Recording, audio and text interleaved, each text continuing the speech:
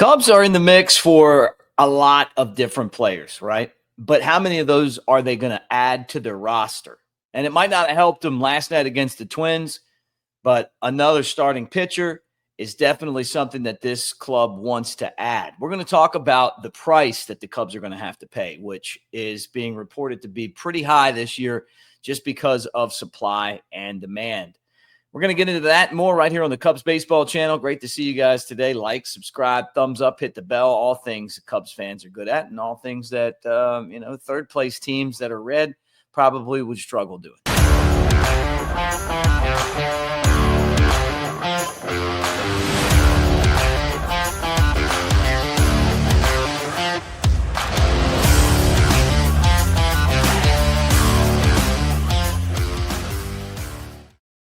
What do you say, everybody? Mick Gillespie, Cubs Baseball channel, and a pleasure to talk to you guys today on the channel. Kind of tough loss last night. We'll get into that coming up. But you know how it is on the road. You're going to have games like that. Shota Imanaga pitched well, just didn't get any run support. So let's get into this right now. There's probably 4 areas of need for the Cubs. And it's in this order. Starting pitcher, right? Maybe another kind of, start relief type guy, back end bullpen, and then maybe a third baseman, which would move Shaw to the bench to help the bench out. And I feel like the starting pitching aspect of it is very, very high on the agenda for the Cubs right now. Well, Jon Heyman, who's with the New York Post, he's an insider, basically telling a radio station in Chicago, almost every contending team is going to go for a starting pitcher, right?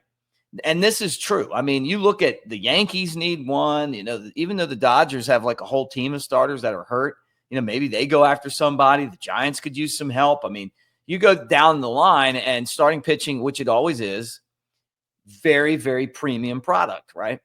And basically what he's saying is that you are going to have to pay a lot for starters. And that, Mitch Keller, the guy, the pitcher with the Pirates, we've talked about, and the guy that we've kind of targeted a few times on here and said, hey, this is definitely a guy who the Cubs could be interested in. Sandy Alcantara, we've heard his name come up a few times. He hasn't been that good, but he is a former Cy Young Award winner.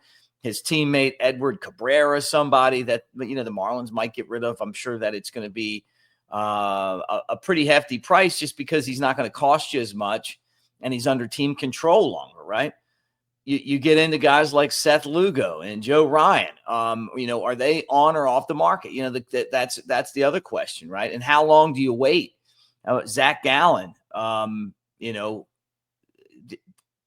Zach Eflin, Adrian Hauser. I mean, you get through all of these guys, and it's like you have to wait just to see who's out there and available, how long they're going to be out there and available, and are you seriously going to pay the price to get them? And the price is going to come in prospects. Cubs have the prospects, but are they going to trade guys like Jackson Wiggins, which I think they will, Owen Casey? If they trade him and they don't sign Kyle Tucker, I'm going to say it again, fire them all. That's it. So if you better be confident before you give this guy away, because if he ends up with the Pirates, there's a chance that you're looking at him like the Mets are looking at Pete Crow Armstrong. The guy's that good, okay? And he's going to play, and he's going to be good for a long time. So that's the risk that you take, right? Unless he gets hurt or something. And look, a lot of the prospects that you trade don't turn out to be anything. But the Cubs have had elite-level prospects for a long time in their system, and they really haven't made that many deals to get that much back. Now they're in contention, and you're looking around and going, okay, well, you know what? We had Alexander Canario. We didn't do anything with him. We released him, right? Kevin Alcantara, who's one of their prospects in AAA Iowa, left the game with an injury. He's been dealing with a nagging injury. Would a team take him off the Cubs' hands? Because the next year you get into issues with roster and him and having to have him on the 26-man roster. So you're going to make a move that makes his value go down. Everyone's looking at Owen Casey. All the GMs that watch baseball that know what they're doing know that the guy's going to be a star, and they know that that's the guy that you would want to go out and get, right? Jackson Wiggins is kind of a late riser, but he's somebody that really gives you an idea of what you want in a trade. Hard thrower, looks like he could be a starter.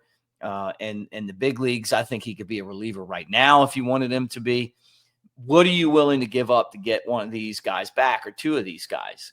And then the other thing is that you just know that these teams are going to hold on longer because they can. It is a seller's market, which means that the teams that are buying are going to have to overpay and they're going to have to be patient because these other teams are going to want to sit around and figure out exactly how much they can get unless you absolutely blow them away.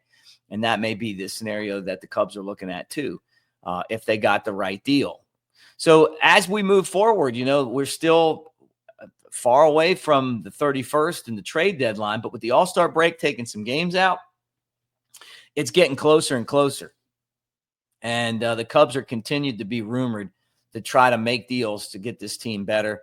And I'm definitely interested to see what this looks like when it's all said and done. But are you going to mortgage the future for right now with this team?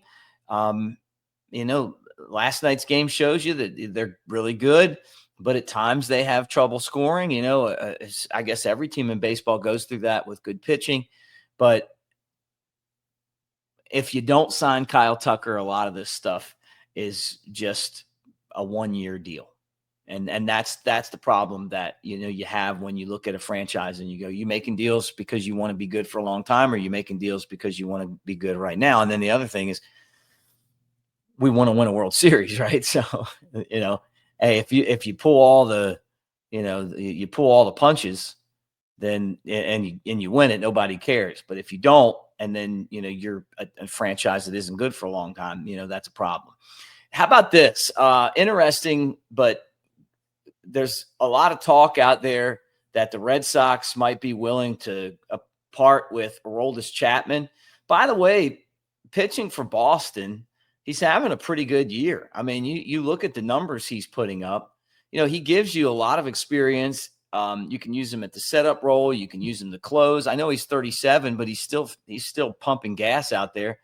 His earned run average is $125 right now, and he's got 53 strikeouts in 36 innings, right? It's amazing just how he just continues to go, right? He's only got 10 walks this year, and with all those strikeouts. Would the Cubs be willing to go back and get him again?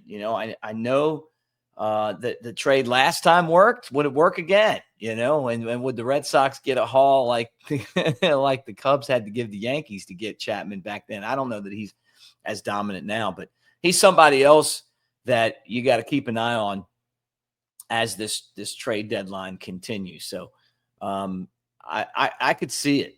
I really could. But I think other teams are going to want to get a piece of that as well. So, as we roll on, look for Chapman to be a guy that they could be interested in. Cubs back at Target Field. Another game against the Twins. Cade Horton, 3-2, 4.15 ERA this year, getting the start for the Cubs. And who is it? David Festa for the Twins, 2-3 record and a 5.48 ERA. Let's get those bats going on this guy. Let's go ahead and bury him. Get back in the win column. Hey, like, subscribe, thumbs up, get in the comment section. Thank you guys for being here. No joke. I've been under the weather all day, but I just couldn't not do a show because I just feel like there's just so much going on. And I appreciate you guys for being part of our channel every day. I love it. Like all of the subscribers that we've added, all you guys sharing with your friends, being a part of this baseball community, where we get to sit around and talk about baseball all the time. You love it. So anyway, thank you guys. And we'll do it again tomorrow. Go Cubs.